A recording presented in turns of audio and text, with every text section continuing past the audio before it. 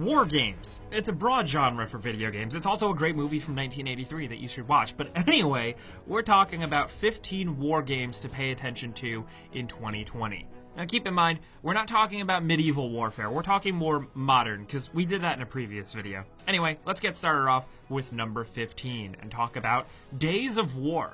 This is a fast-paced World War II first-person shooter that released in January. It's competitive and seemingly pretty chaotic, with a bunch of classes, 12 maps, and 60 weapons. You can get into up to 32-player multiplayer matches here, or play with bots, which we always appreciate. Also appreciated, though, is the gore. Like, despite a pretty straightforward look, there's a lot of dismemberment and exploding heads, which is, you know, honestly entertaining. The game definitely feels smaller scale and independent, and the community is kind of mixed on it right now, but seeing as it is multiplayer focused, we expect it to get stronger over time at least. Anyway, moving on over to number 14, we have Broken Lines. This one is quite interesting. It's alternate history World War II, and it's story focused. It's centered around 8 soldiers who get stranded behind enemy lines. This one is honestly quite a nice surprise, really. Like, it's got tactical turn-based strategy RPG gameplay, but the intense story focus leaves you helping these soldiers deal with the horrors of war. The decisions are extremely important here, in battle and outside of it, thanks to the story-driven gameplay. This is a PC gamer's game for sure, especially if you love tactical RPGs or something like XCOM, but you want a little bit more direct story impact with it, maybe look into Broken Lines. Now at number 13, we have Blunt Force, which is not a marijuana game. Yes, but we're still on PC World War II games. This one, though, is a VR game. It was slated for 2019, but as of right now, it hasn't seen a release. Still, though, I mean, the gameplay and the trailers we've seen are absolutely insane. It's centered around 2 storylines. Now, in one, you're a spy, and in the other, you're a soldier. It has both arcade and challenge modes, and the main loops are centered around puzzle solving and story stuff with the spy, and then just with the soldier, straight up wartime shooting stuff. I mean, come on, like I said, like you see this footage here, it looks really awesome, and if they can get the graphics that good, this could be a kick-ass VR game. Not much else to really say about it other than that we're really excited for this one, and it's definitely on our VR radar. But over to number 12, we have Comanche. This is a THQ Nordic joint that revives the classic PC game series about attack helicopters. I love that THQ Nordic kind of just exists to revive old franchises that people really love. I appreciate that they just keep doing this. But with Comanche, this new one focuses around objective-based multiplayer combat scenarios. It's team-based, competitive, with fast-paced dogfights in absolutely massive-looking landscape maps, and thankfully, there's gonna be single-player content for us old-school folks as well. It's dropping sometime in 2020, and it is an early access game. There's an open multiplayer beta dropping soon too if you're watching this video close to its publish date, so that's something to keep an eye on if you're just looking for something to try out, but yeah. Now over at number 11, we have Panzer Corps 2. Hey man, it's cool that you like helicopters, but if you like tanks, we got this right here. This is World War II vehicular warfare where the gameplay is turn-based, so you're sort of serving as a general. It's easy to get into, but difficult and highly strategic to master, it seems. This is one of those hardcore, like your dad-style World War II games that has a massive amount of content. It's going to start with 60 different single-player scenarios along with extra bonus ones and 10 multiplayer design scenarios. You can also randomly generate a map with a few different mission types to mess around with online or cooperative play for all the modes as well. It also looks very pretty with time of day and weather effects and just a massive, massive variety of units. You can finally get your hands on this one March 19th, 2020. But over at number 10, Starship Troopers Terran Command. Hell yeah, baby, we're getting a new Starship Troopers game. It's an RTS game, and believe it or not, it's not the first Starship Troopers game. There was Terran Ascendancy for the PC in 2000 that honestly not a lot of people remember. But what I like about this one, judging from the statements made by the team, the developers, and the debut trailer itself, the game is going for some of that Paul Verhoeven movie inspiration, you know, from the television broadcast style to the campy, goofy voiceover and design of a lot of the units.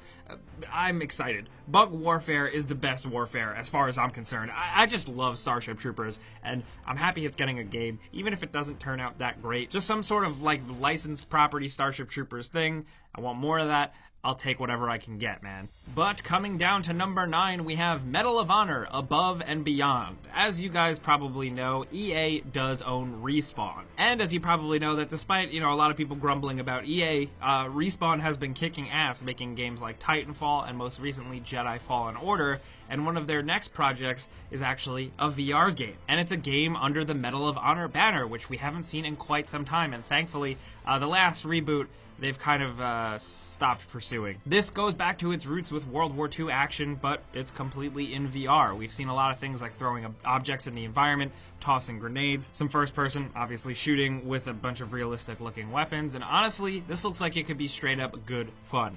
It's Respawn's first VR endeavor, but we're hoping that maybe they just have some good ideas and they're going to try and make things unique here. And also, I think it is worth pointing out that EA, despite how cynical we can be about them and what they do, I mean, at least they're throwing their money towards a VR game. For VR fans like us, that we're happy to see that. Still, again, I just wanted to point out I'm very happy that I'm glad Medal of Honor is kind of going back to its roots here.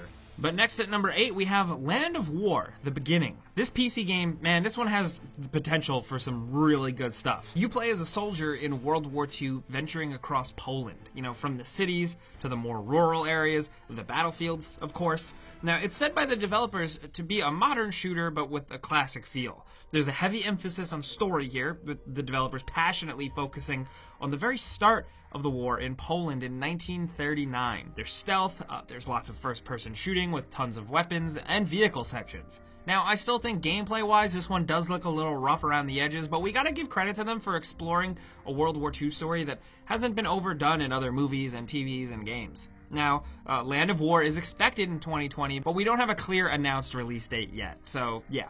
But over at number 7, of course, we've covered tank games, we've also covered attack helicopter games, so we gotta talk about airplane games, Project Wingman. Now, I just wanted to point out different alphas have been available, but the game trailers have been advertising full game coming soon in 2020.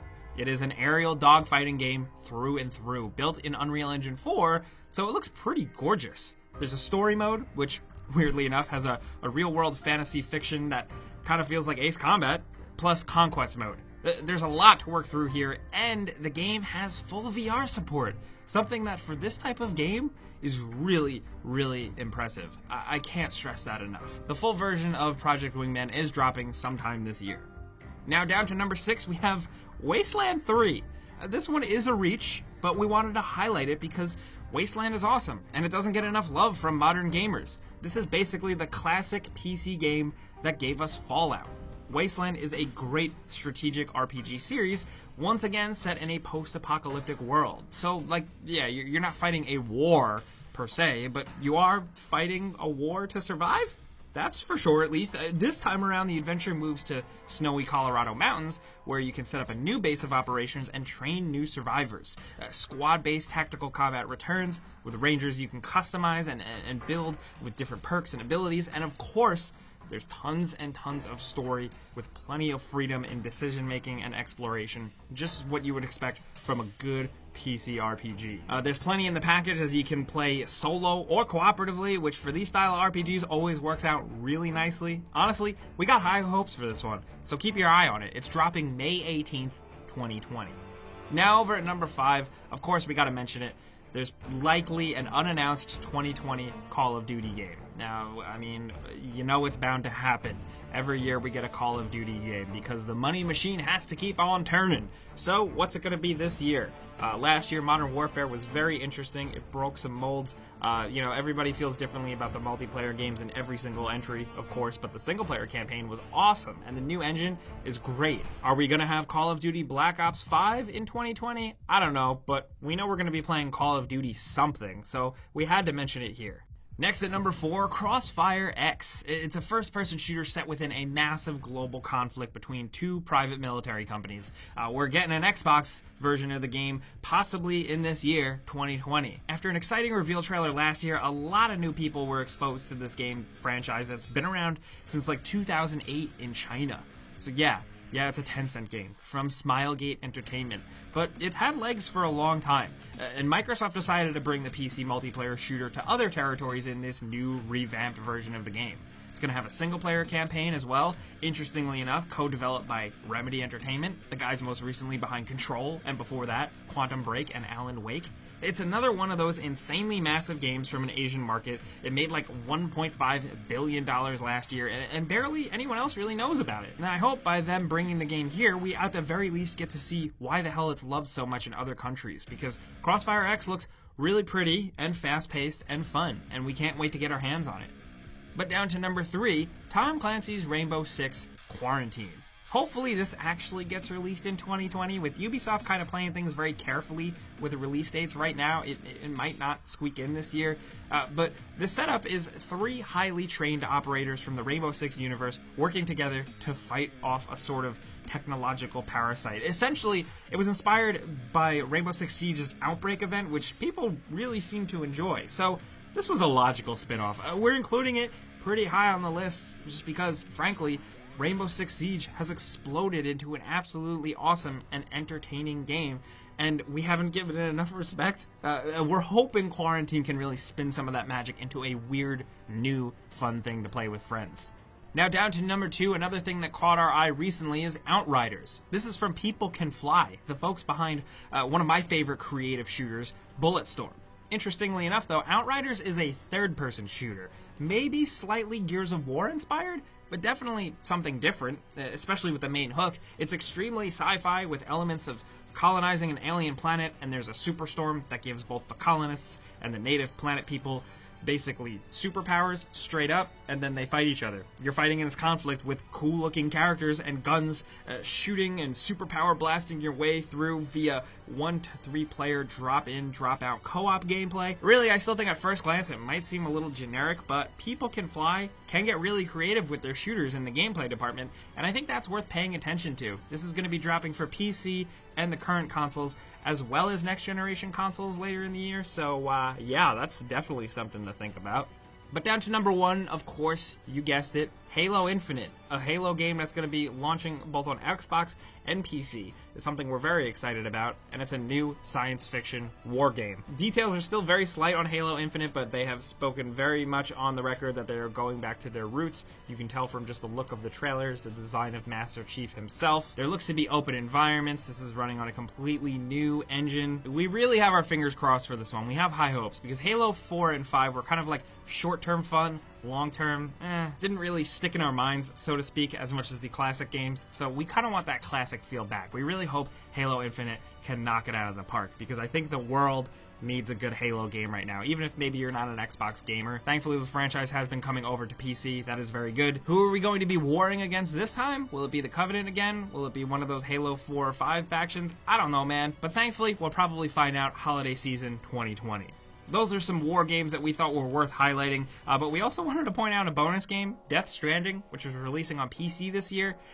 There are definitely war sequences in it, so maybe it counts? I don't know, we're just messing around. Anyway, we want to hear what games you guys are looking forward to playing this year that involve any sort of warfare, combat, any type of stuff like that. Let's talk. And if you learned about a new game or two, and now you got something else on your radar, clicking the like button is the best way you can help us out, show your appreciation. We'd really, really be grateful for that. But of course, clicking the subscribe button is also a good idea because we put out videos every single day. Either way, as always though, thanks for watching. We'll see you guys next time.